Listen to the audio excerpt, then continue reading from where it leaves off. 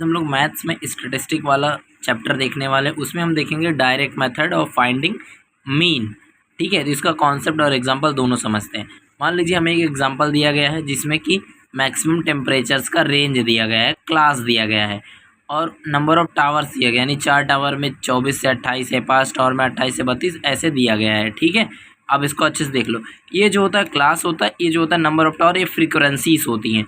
तो 2 कॉलम तो हमें मिल गया, एक तो क्लास का जो डिग्री सेल्सियस में दिया गया है, दूसरा कॉलम हमें इसके ही बाजू में एक्सआई बनाना पड़ता है और ये फ्रीक्वेंसी का दिया ही होता है, और चौथा कॉलम होता है एक्सआई और एफआई का मल्टीप्लिकेशन करके उसको ऐड करना। ठीक है, सिंपली क्या कर सकते हैं, क्लास मार्क्स निकालने के लिए मैंने पहले भी बताया, ये दोनों को ऐड करके 2 से डिवाइड किया जाता है। ये हो जाएगा 52 डिवाइड करेंगे तो 26 आएगा।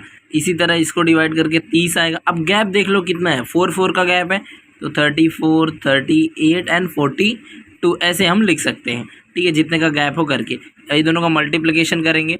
26 इंटू 4 क्या होगा, 104, 3 पचे 15 और 1 0 और आ जाएगा।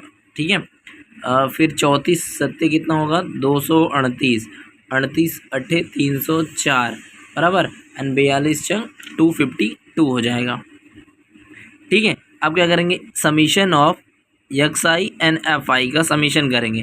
टोटल इसका करेंगे तो 1048 हो जाएगा। ठीक है, और ये जो हमारे पास नंबर ऑफ टावर है इसका टोटल करेंगे तो 30 हो जाएगा बराबर। अब इसका फॉर्मूला हम अप्लाई कर देंगे यहाँ पर सिंपली, और इसका है 30।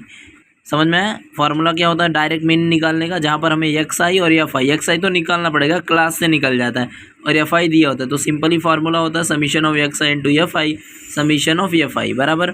तो ये डिवाइड करेंगे 30 से तो हमको मिल जाएगा 34.9।